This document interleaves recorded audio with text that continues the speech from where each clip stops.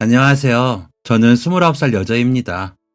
저는 오늘 제 인생에 있어서 참 고마운 분들을 소개해드리려고 합니다. 그분들이 안 계셨다면 아마 저는 이 자리에 없었겠죠. 제 인생에 있어 아주 중요한 순간이었던 그날을 기록해 보겠습니다. 저는 외동딸입니다. 부모님께서는 경제적으로 그닥 자유롭지 못한 환경에서 가정을 꾸리셨습니다.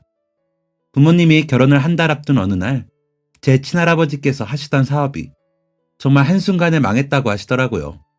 아무도 예상치 못한 비극에 가장 큰 피해를 봤던 건 저희 부모님이셨습니다. 신혼집 계약도 다 해둔 상태였는데 할아버지 사업에 대한 피해금을 메워야 해서 전세금을 빼서 드렸다고 했습니다. 온 가족이 이곳저곳에서 돈을 끌어다가 모았다더라고요. 할아버지 댁도 팔아버리고 결혼식조차도 할 수가 없었답니다.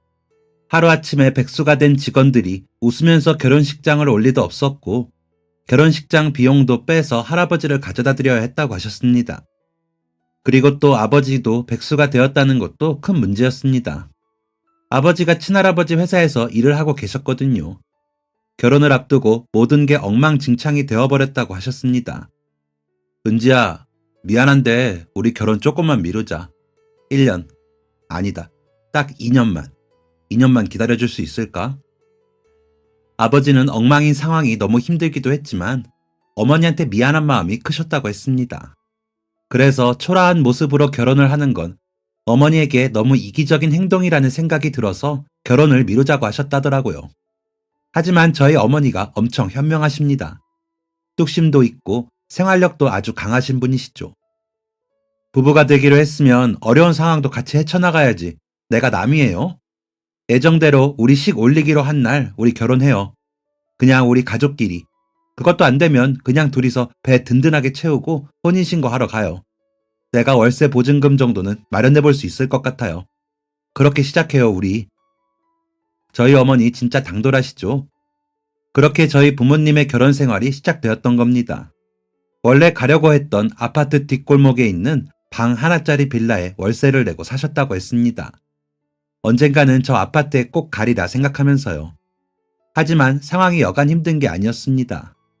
아직 빚이 많은 친할아버지에게 달달이 얼마씩을 보태드리기로 했었고 외할머니도 암투병 중이셨거든요. 장녀셨던 어머니가 병원비를 보태드리고 있던 상황이었고요. 가뜩이나 아버지가 직장에 다니시지를 않아서 수입이 없었는데 나가는 돈만 많았던 겁니다. 아버지는 여기저기 면접을 보고 다니셨다고 했습니다.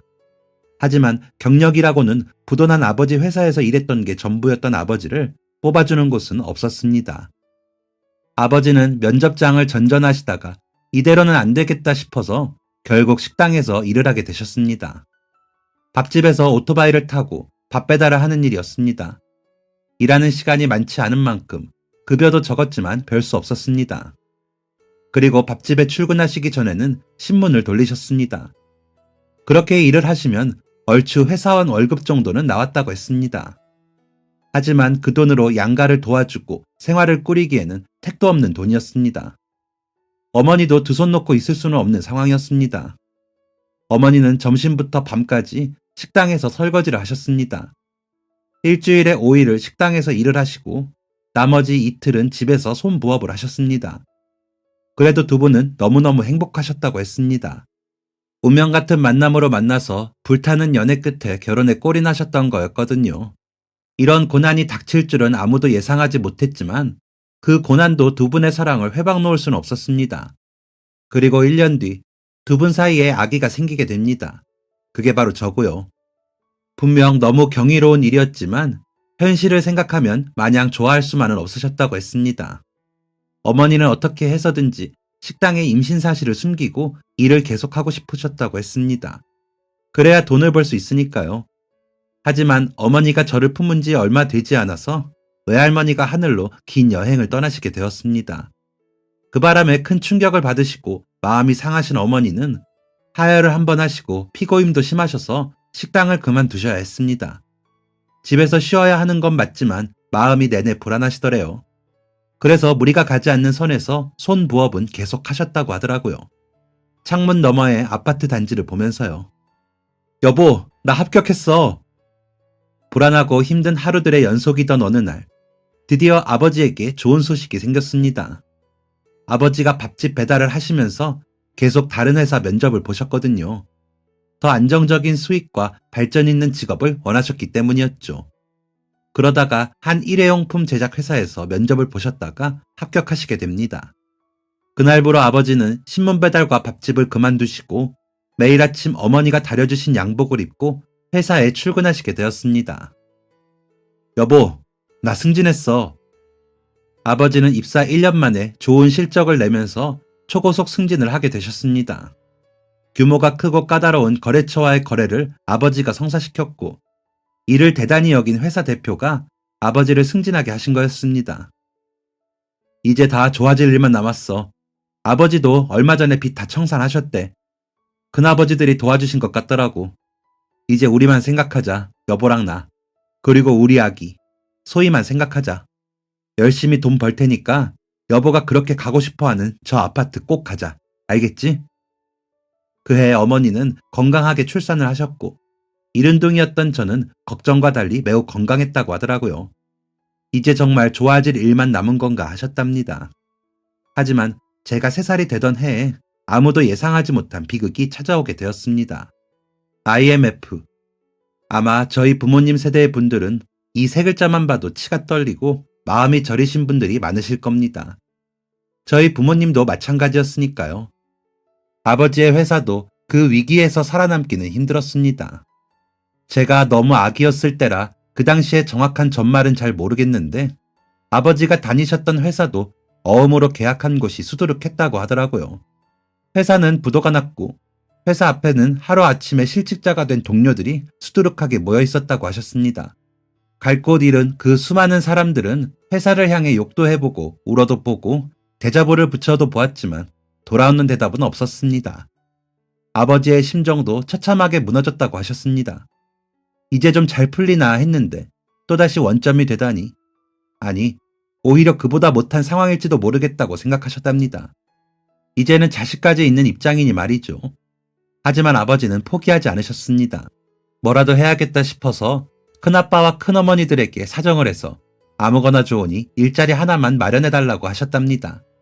그땐 큰아빠 큰어머니들이라고 안 힘들었던 것은 아니었습니다. 하지만 아버지가 결혼하셨을 때 할아버지 회사가 위기를 겪은 적이 있으니 다들 아버지에게 미안한 마음이 있었나 봐요. 모두 힘을 모아 있는 인맥 없는 인맥을 동원해서 일자리를 만들어주셨다고 했습니다. 그때부터 아버지는 배달 일을 하게 되셨습니다. 택배를 배달하는 택배기사가 되셨습니다. 지금도 마찬가지지만 택배 일이 여간 힘든 게 아니잖아요. 그때는 또 지금처럼 택배 업체가 많지도 않았고 체계적이지도 않아서 많이 힘드셨다고 했습니다. 아버지는 아침 7시에 출근을 하셔서 밤 11시가 되어서야 집에 들어오셨습니다. 안 쓰던 몸을 쓰려고 해서 그랬던 건지 아버지의 몸은 점점 상해갔습니다. 어깨와 등에는 매일 파스가 덕지덕지 붙여있고 무릎과 손목엔 보호대를 차고 일을 하셨습니다. 그렇게 고된 일을 하시면서도 아버지는 항상 웃으셨습니다. 제가 어린이집에 가고 유치원에 들어가고 학교에 들어갈 때까지도 아버지는 한 번도 제 앞에서 앓는 소리를 내시거나 인상을 찌푸리신 적이 없으셨습니다. 우리 예쁜 소희, 아빠가 많이 사랑하는 거 알지? 이번 주말에는 어디 갈까? 일주일에 딱 하루 쉬시는 일요일엔 저와 어디든 가주셨습니다. 거창한 곳이 아닌 집 앞 놀이터라도 아버지는 최선을 다해서 저와 놀아주셨습니다. 그렇게 다정하고 저를 사랑하시는 아버지였기에 아버지가 암 진단을 받고 저는 그토록 펑펑 울었는지 모르겠습니다. 때는 제가 15살이 되던 해였습니다. 어머니가 저를 키우시면서 직장에 다니시지는 않았지만 손부업은 놓지 않고 꾸준히 하셨거든요. 그래서 저희 집 거실 구석에는 항상 인형이나 필기구나 액세서리 같은 것들이 쌓여 있었습니다. 그날도 어김없이 어머니가 거실에서 액세서리를 만지며 손부업을 하고 계셨고 저는 학교를 마치고 집에 와서 간식을 먹고 있었습니다. 그런데 아버지가 집에 들어오셨습니다. 평일 오후 환한 대낮에 아버지를 보는 건 어색한 일이었습니다. 어머니도 저도 놀라서 아버지를 쳐다봤습니다. 어떻게 벌써 들어와요? 아버지는 웃고 계셨습니다. 언제나처럼요. 그런데 미소를 짓고 있는 입가가 파르르 떨리고 어머니와 마주친 눈이 축 처지더니 그 인자한 미소는 슬픔으로 변했습니다.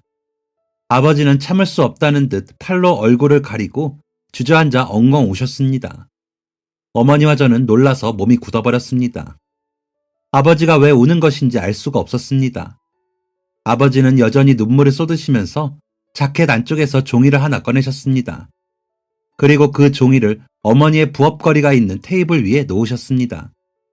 어머니가 불안한 표정으로 종이를 열어보셨고 아버지를 이어 어머니도 눈물을 흘리셨습니다. 아버지는 대장암이셨습니다. 사기까지는 아니셨지만 수술만으로는 힘든 상황이었습니다. 수술 후 항암 치료까지 생각을 해야 할 것 같다고 의사 선생님이 말하셨답니다. 아버지는 연신 미안하다는 말을 하셨습니다.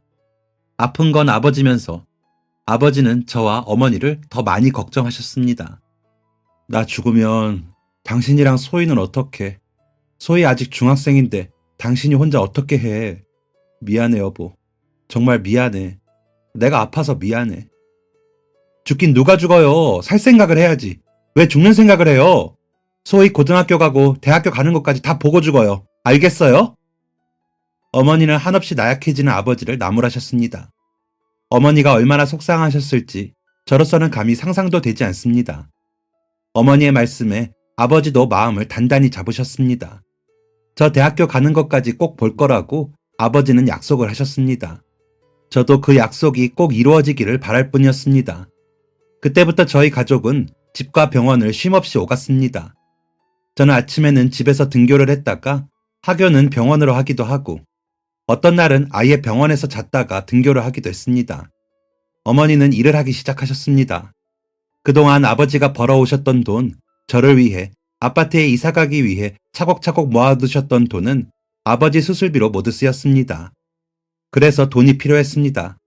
어머니는 다시 식당 일을 시작하셨습니다.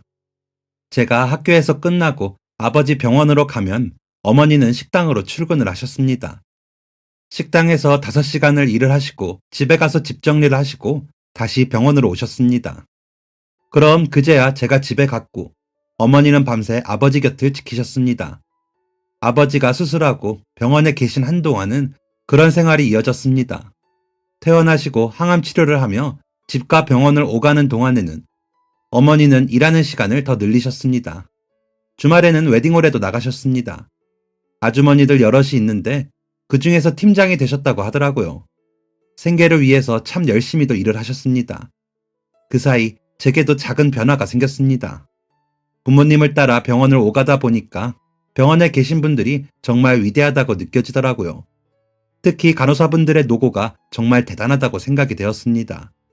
진료만 하는 것이 아니라 마음으로 환자를 상대하시는 모습이 너무 멋있고 존경스럽기까지 했습니다.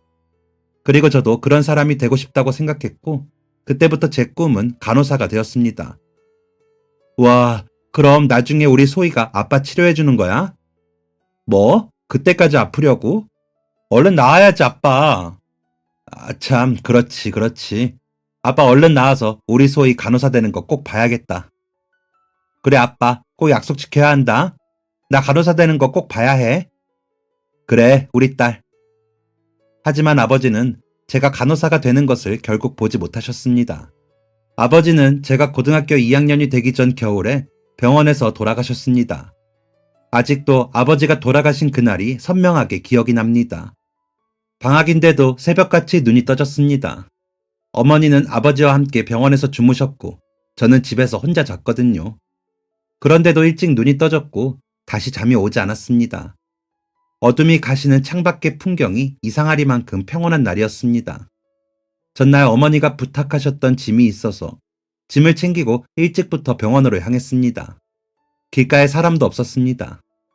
출근하는 사람도 적은 아주 이른 아침이었거든요.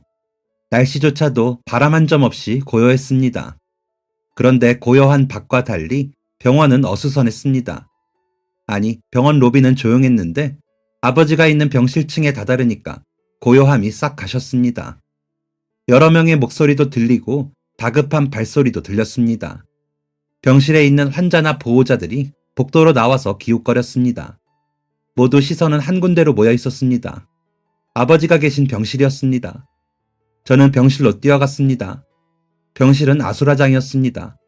의사 둘에 간호사 4~5명이 분주하게 움직였고 그 가운데에는 아버지가 계셨습니다. 심폐소생술을 하며 다급한 목소리들이 이어졌습니다. 어머니는 그 옆에서 발을 동동 구르며 울고 계셨습니다. 숨이 막히는 기분이었습니다. 뭘 해야 할지 모르겠는 그 정신없는 상황을 보고 있는지 30초쯤 되었을 무렵 아버지의 심장은 멈추셨습니다. 방금 전까지만 해도 아수라장이었던 병실이 누가 볼륨을 꺼버린 것처럼 아주 조용해졌습니다. 의사 한 명이 아버지의 사망 선고를 했습니다. 어머니가 정막을 깨고 소리를 지르며 우셨습니다. 저도 따라 울었습니다. 간호사 몇 명도 몰래 눈물을 훔쳤고 같은 병실을 쓰던 사람들도 입을 틀어막고 눈물을 흘렸습니다. 그렇게 아버지는 다시 돌아올 수 없는 곳으로 떠나셨습니다. 그리고 저는 그날 다시 한번 결심을 하게 되었습니다. 몰래 눈물을 훔치는 망연자실한 간호사분들을 보면서 저렇게 살고 싶다. 나도 저렇게 누군가를 위해 눈물을 흘려주고 싶다고 생각했습니다. 그때부터 공부를 더 열심히 했던 것 같습니다. 중상위권에서 벗어나지 못했던 성적이 쭉쭉 오른 게 그때부터였습니다. 고등학교 3학년 1학기에는 기적적으로 전교 1등도 한 번 했습니다. 그리고 정말 온 힘을 쏟아부었던 수능 성적도 기대 이상으로 잘 나와서 제가 목표하던 학교의 간호학과에 갈 수 있었습니다. 너무 꿈만 같은 상황이었지만 제 상황은 너무나도 냉정한 현실에 놓여져 있었습니다. 미안하다, 소희야. 아버지 병원비 내고 부족한 건 대출을 받았어. 아직 반 정도 더 갚아야 하는 상황이고. 그래도 네 아버지 돌아가시고 우리 소희 등록금 해주려고 조금씩 모아둔 게 있긴 한데 이거 한 학기 등록금 정도밖에 안 될 것 같다.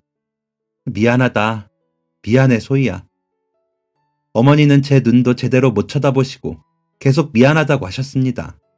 너무 속상했습니다. 아버지 돌아가시고 어머니가 얼마나 힘드셨겠어요. 그런데도 그 많은 고생을 하고서도 자식 앞에서 떳떳하지 못하신 모습이 너무 속상했습니다. 엄마가 왜 미안해? 아니야, 엄마. 요즘 학자금 대출도 얼마나 잘 되어 있는데 요즘에 대출 없이 학교 다니는 애들이 몇이나 될 것 같아. 엄마, 걱정하지 마요. 나도 이제 성인이니까 내 학비는 내가 알아서 합니다. 그렇게 어머니 앞에서는 애써 밝은 척을 했습니다. 하지만 저도 그래봤자 이제 막 20살이 된 사회초년생이었습니다. 아르바이트 한 번 해본 적도 없었습니다. 그 시간에 공부를 하는 게 더 현명한 선택이지 않을까 했거든요. 대학생이 되어서 아르바이트를 처음 시작하는 것도 두려웠는데 대출까지 받으려니 여간 마음 한구석이 쓰린 게 아니었습니다. 대출이라는 단어가 사회초년생인 저한테는 너무 무겁고 무섭게 들렸거든요. 그래서 일단 최대한 제가 벌어보려고 했습니다. 학교엔 장학금이라는 제도도 있고 근로장학생이라는 것도 있었으니까요. 뭐가 되었든 최대한 대출을 안 받는 쪽으로 학교를 다니고 싶었습니다. 먼저 대학교 가기 한 달 전부터 아르바이트를 시작했습니다. 첫 알바는 초반 무한리필집이었습니다. 학교 스케줄이 어떻게 될지 모르니 주말에만 일단 해보자 싶어서 구한 주말 알바였습니다. 그런데 거기 새로운 알바생이 진짜 많더라고요. 장사가 잘 되긴 했지만 새로운 사람을 이렇게나 많이 뽑나 싶어서 의아했습니다. 생긴 지 좀 되었던 곳이기도 했고요. 그런데 이유가 다 있더라고요. 거기 사장님이 정말 못된 심보에 직원들을 엄청 괴롭혔습니다. 드라마에서만 보던 부하 직원한테 세차시키는 거 있잖아요. 그런 사람이 실제로 있더라고요. 초밥 뷔페 사장이 그랬습니다. 직원들한테 세차시키고 자기 친구들 불러와서 가게에서 엄청 시끄럽게 술 먹으며 대놓고 직원들 험담하고 담배 심부름도 시켰고요. 일도 엄청 힘들었습니다. 맨날 퇴근 시간보다 더 초과해서 근무하는 건 기본이었고 일할 때 사장님이 직원들 뒤 졸졸 쫓아다니면서 욕하고 타박하고 면박 주기 바빴습니다. 그러니 직원들이 계속 못 버티고 때려쳤고 항상 새로운 직원들만 많았던 거죠. 요즘 애들은 아주 끈기가 없어. 한 달마다 그만두면 이게 말이 되냐고. 어휴, 하여간 요즘 것들은 진짜. 아, 이모님이 자꾸 이상한 애들 뽑는 거 아니에요? 초밥 뷔페에는 이모님이라는 분이 계셨습니다. 같이 서빙을 하시는 분이었는데 나이대가 저희 어머니 정도로 보였습니다. 알고 보니 그 가게에서 가장 오래된 분이라고 하시더라고요. 그렇다고 해서 사장이 대우를 더 잘해주는 것은 아니었습니다. 어쩌다가 기회가 돼서 이모님과 대화를 한 적이 있는데 고등학생 자녀가 있다고 하시더라고요. 그래서 어쩔 수 없이 참고 일하고 계신다고 했습니다. 사장이 정말 별로였지만 이모님 보면서 저도 힘내보자 생각했죠. 개강 후에도 일을 더 했습니다. 그렇게 초밥 뷔페에서 3개월을 채웠는데 정말 더 이상은 못 참겠더라고요. 그래서 저도 그만둬야겠다 했습니다. 그만둔다고 사장님한테 말하려던 날이었습니다. 이모님이 일 시작하시기 전에 저를 불러내시더라고요. 소희 학생, 나랑 마트 가서 일할래요? 네? 마트요? 우리 아들 친구 엄마 중에 친해진 사람이 있는데 이번에 요 앞에 마트 오픈한다고 하더라고요. 나도 여기서 이 꼴 보고 일하느니 돈도 더 주고 대우도 잘해주는 곳 가고 싶어서요. 그래서 마트로 갈까 하는데 같이 가서 일할래요? 내가 마음 같아서는 여기 있는 친구들 다 데려가고 싶은데 그건 경우가 아니기도 하고 소희 학생이 참 착실하고 차분하게 일을 잘하는 것 같아서 내가 한번 물어보는 거예요. 정말요? 제가 정말 같이 가서 일해도 돼요? 그럼요. 사람이 아직 안 구해져서 아마 소희 학생 원하는 시간대에 일하기 좋을 거예요. 이거 내 전화번호. 혹시 생각 있으면 말해줘요. 마침 잘 되었다 생각했습니다. 초밥 뷔페 관두고 어디서 일을 해야 하나 고민이었거든요. 저는 바로 이모님께 마트로 가겠다고 했습니다. 마트는 일주일 뒤에 오픈을 했습니다. 급여도 잘 챙겨주고 복지도 좋았고 사장님 부부도 아주 친절하셨습니다. 그리고 일도 더 많이 할 수 있었습니다. 제가 평일 저녁에도 시간이 널널했거든요. 사장님 부부께서 그때도 일해준다면 본인들이야 너무 좋다고 하셨습니다. 그래서 저는 평일 저녁 3일과 주말에 마트에서 일을 하게 되었습니다. 나머지 평일 이틀은 스펙 쌓을 동아리 활동을 했거든요. 동기들과 술 한잔 할 시간, 어울릴 시간 없이 정말 열심히도 살았습니다. 학교에서 수업을 마치고 손가락에 불이 날 정도로 열심히 과제를 하다가 마트에 가서 계산을 하고 상품 정리를 하는 하루들이 반복되었습니다. 그러던 어느 날이었습니다. 평일 저녁이었는데 저녁 식사 시간이 가까워져서 마트에 손님이 꽤 많이 있었습니다. 저는 열심히 계산을 하고 있었고요. 그런데 갑자기 계산대 줄이 어수선해졌습니다. 계산하고 있는 사람들이 놀란 표정으로 줄 뒤쪽을 쳐다보았습니다. 준혁아! 정신 좀 차려봐, 준혁아! 준혁아! 어떤 젊은 엄마가 마트 카트에 타고 있는 아이를 보고 소리를 지르고 있었습니다. 그리고 아이는 눈이 커다래져서 숨을 가쁘게 쉬고 있었고요. 헉헉 하면서 큰 숨을 힘겹게 내쉬던 아이는 갑자기 두 팔을 툭 늘어뜨리고 고개가 뒤로 꺾였습니다. 그리고 허헉거리는 숨소리가 멈췄습니다. 준혁아! 정신 차려! 누가 좀 도와주세요! 살려주세요! 아이 엄마는 눈물을 쏟으면서 소리를 질렀습니다. 마트에 있던 사람들이 우왕좌왕했습니다. 어떤 사람은 119에 신고를 하고 어떤 사람은 아이의 목을 받쳐주고 어떤 사람은 아이의 엄마를 부축해 주었습니다. 가만히 보고 있을 수가 없어서 제가 소리를 쳤습니다. 아이 이쪽으로 보내주세요. 저 간호대생입니다. 제가 볼게요. 제 말에 옆에 있던 남자들이 아이를 조심스레 하지만 빠르게 안았고 제가 있는 쪽으로 와주었습니다. 저는 계산대 위에 있던 상품들을 다 한쪽으로 치워버렸습니다. 치우다가 상품 몇 개가 계산대 밑으로 우르르 떨어졌지만 주울 경황도 없었고 손님들조차도 상황이 너무 다급했기에 아무 말도 하지 않았습니다. 모두의 시선은 그저 숨을 쉬지 않는 아이에게 향해 있을 뿐이었습니다. 남자 둘이 아이를 계산대 위에 눕혔습니다. 사람들 틈으로 아이의 엄마가 비집고 들어오며 눈물을 쏟고 있었습니다. 저는 바로 심폐소생술을 시작했습니다. 마트 안은 고요했습니다. 제가 심폐소생술을 하며 숫자를 세는 소리와 아이 엄마의 흐느끼는 소리만 울렸습니다. 하나, 둘, 셋, 넷, 다섯. 심폐소생술을 한 10분은 한 것 같았습니다. 저도 사람 모형에만 연습을 해봤지 실제로 해보는 것은 처음이라 심장이 쿵쾅쿵쾅 뛰었습니다. 눈물이 날 만큼 무서웠습니다. 만약에 다시 심장이 뛰지 않으면 어쩌나 두려운 마음도 있었습니다. 정말 간절하게 이 아이가 내 아이라도 되는 것처럼 간절하게 제발 살아나기를 빌었습니다. 10분쯤 심폐소생술을 하는데 미동도 없던 아이의 입술이 움찔거렸습니다. 그러더니 막힌 숨을 토해내듯 아이가 다시 숨을 쉬었습니다. 여전히 의식은 없었지만 아이가 숨을 쉰 것은 분명했습니다. 마트에 있던 모든 사람들이 한 번에 안도의 한숨을 내쉬었습니다. 숨죽여 울던 아이의 엄마가 다시 울음을 터뜨리며 주저앉았습니다. 저도 벌벌 떨리는 손을 붙잡고 그 자리에 주저앉았습니다. 그리고 곧바로 구급차가 도착했습니다. 구급차를 타기 직전에 아이의 엄마가 제 손을 잡았습니다. 정말 고맙습니다. 정말로 고맙습니다. 꼭 다시 올게요. 다시 와서 제대로 살해하겠습니다. 정말 고맙습니다. 정말. 네, 괜찮습니다. 당연히 해야 할 일을 한 걸요. 얼른 가보세요.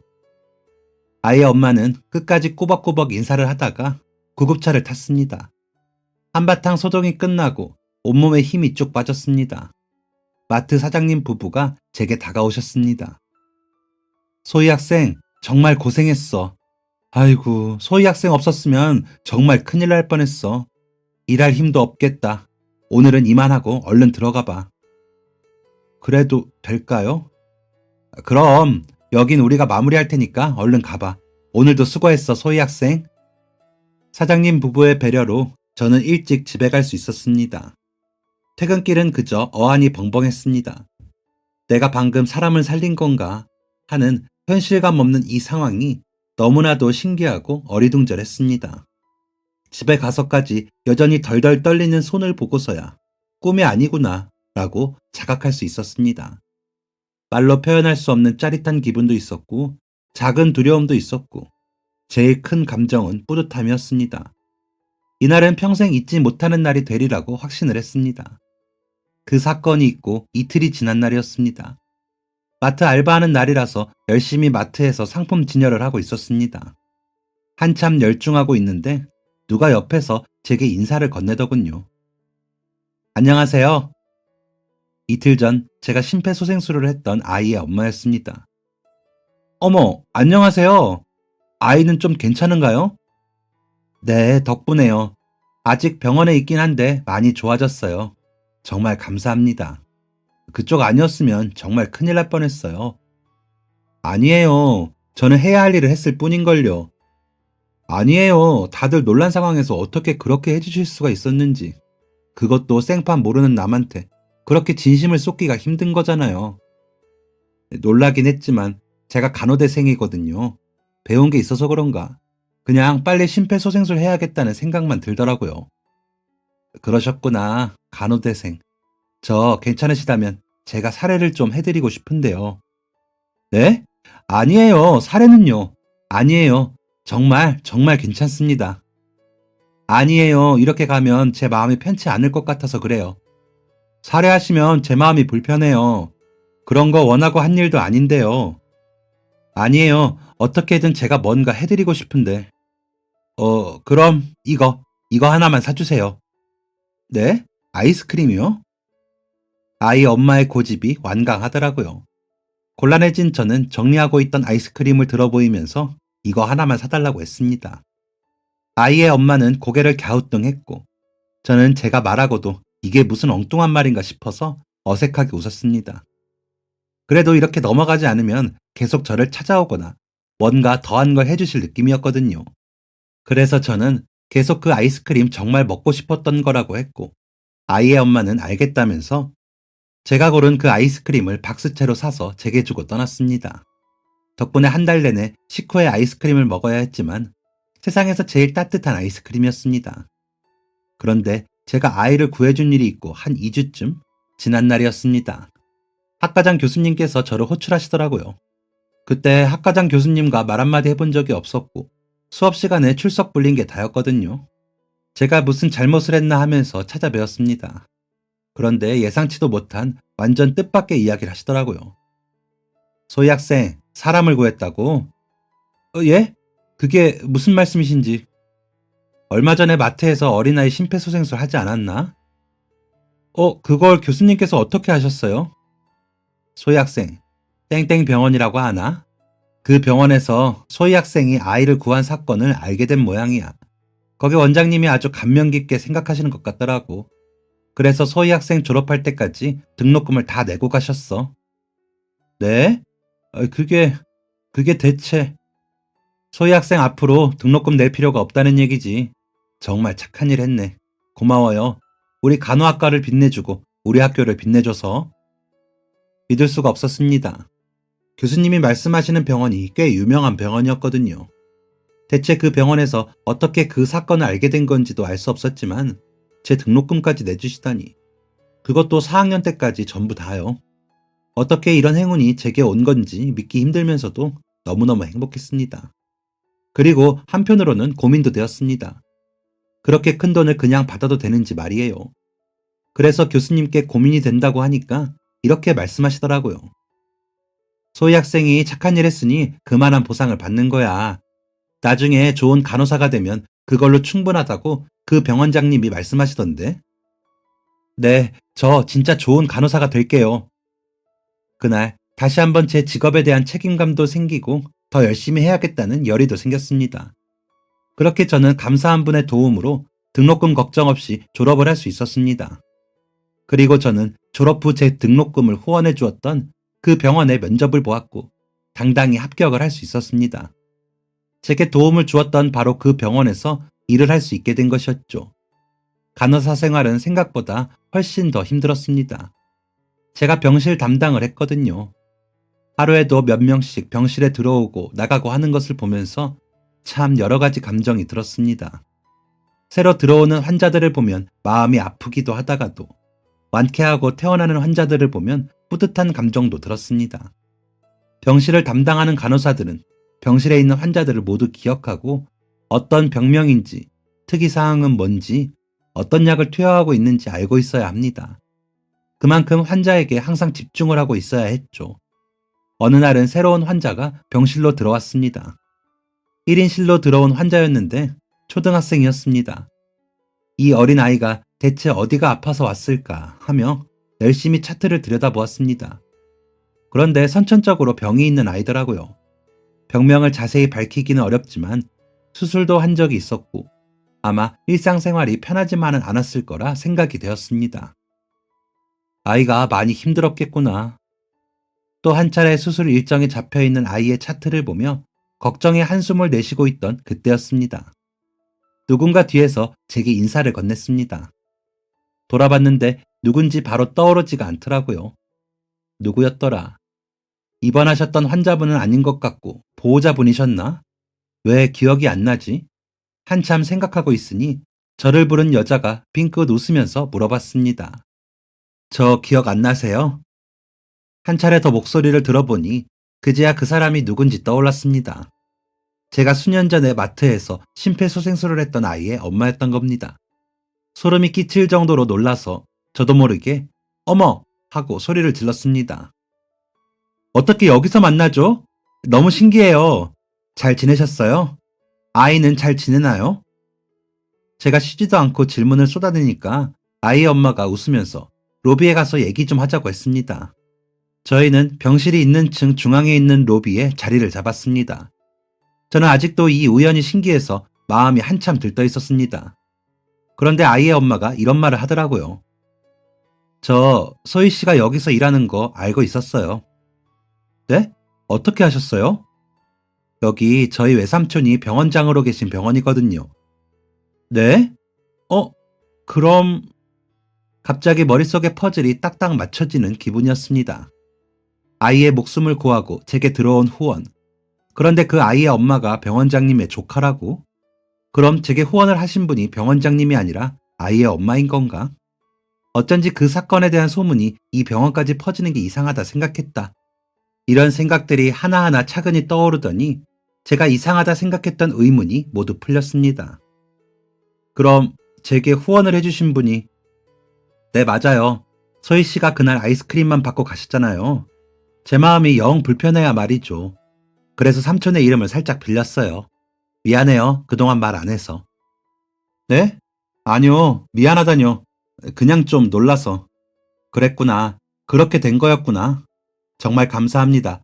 너무나도 큰 사례를 받았네요, 제가. 아니에요. 이렇게 훌륭한 간호사가 되셨으니 제가 후원을 정말 잘한 것 같네요. 감사합니다. 진짜 감사합니다. 사실 가정 형편이 그리 좋지 않았어요. 어머니랑 둘이 살았는데 넉넉지 못한 형편이라 그때 마트에서 알바를 하고 있었던 거였고요. 그런데 후원해주신 덕분에 돈 걱정 없이 공부에 집중할 수 있었어요. 아니었으면 알바만 하느라 공부도 제대로 못했을 거예요. 정말 정말 감사합니다. 제가 도움이 되었다니 다행이네요.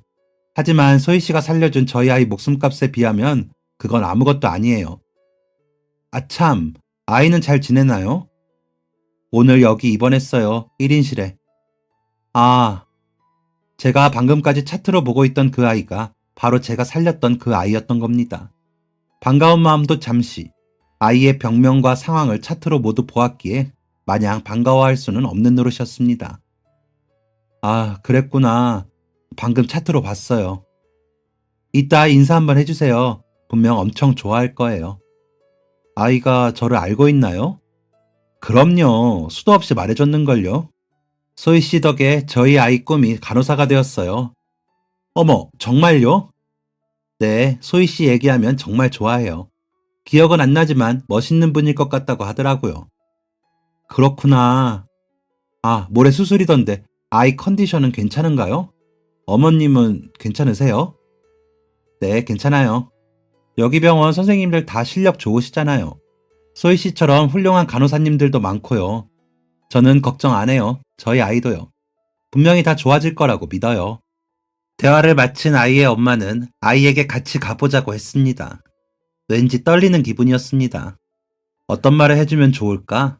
수술을 앞둔 아이에게 마냥 웃어줘도 되나?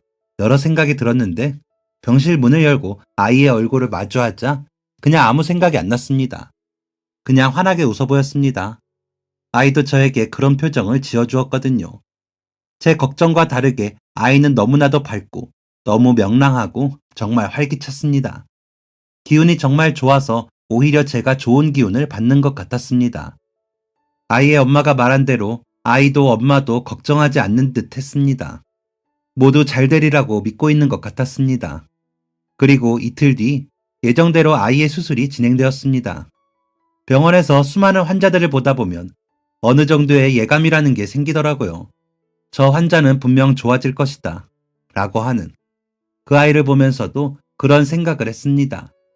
제 예감대로 아이의 수술은 성공적으로 끝났습니다. 몇 시간의 수술 후 병실로 올라오는 아이를 보고 안도감의 미소가 새어나왔습니다. 아이는 선천적으로 병을 가지고 태어났는데 완치라는 게 힘든 병을 가지고 있었습니다. 아마 아이는 이번 수술이 성공적으로 끝났더라도 계속해서 크고 작은 치료를 받으면서 살아야 할 것입니다. 아이도 아이의 엄마도 그 사실을 알고 있지만 둘 다 걱정하지 않습니다. 제가 이 이야기를 아이한테 하니까 그러더라고요. 치료받으면 되죠. 저는 그럴 각오가 되어 있어요. 아이의 엄마가 어떻게 이렇게 똑부러지게 아이를 키웠는지 정말 대단하고 너무 존경스러웠습니다. 그래서 저도 아이에게 말해주었습니다. 넌 분명 아주 멋진 간호사가 될 거야. 아이는 치료가 있는 날에 저희 병원에 올 때면 꼭 제게 점심 식사 신청을 합니다. 그럼 아이와 아이의 엄마와 셋이 모여서 밥을 먹습니다. 이마저도 못할 만큼 바쁜 날이더라도 아이는 꼭 제가 있는 곳으로 와서 제게 인사를 하고 갑니다. 그리고 오늘도 치료 잘 받았다면서 자랑을 해주곤 하죠. 아이가 다녀간 날이면 그 하루에 저는 행복한 에너지가 온몸에 가득 찹니다. 제가 그런 에너지를 주고 싶었는데 도리어 제가 받고 제가 또 배우고 있네요. 아이를 만난 후 저는 봉사활동을 시작했습니다. 아이의 병에 대해 자세히 공부하다 보니까 세상엔 정말 아픈 아이들이 많더라고요. 그런 아이들에게 조금이라도 도움이 되고자 하는 마음에 봉사를 다니고 있습니다. 비록 작은 도움이지만 그래도 누군가에게는 큰 도움으로 다가가길 바라며 이 봉사는 멈추지 않고 계속해서 하려고 합니다. 아주 나중에는 진짜 간호사가 된 그 아이와 함께 봉사를 다닐 날이 오겠죠. 저는 분명 그날이 올 거라고 굳게 믿고 있습니다. 시간 내어 제 사연 읽어주셔서 감사하고 모두 건강하세요. 지금까지 사연 들어주셔서 감사합니다. 사연이 재밌으셨다면 구독과 좋아요를 눌러주세요.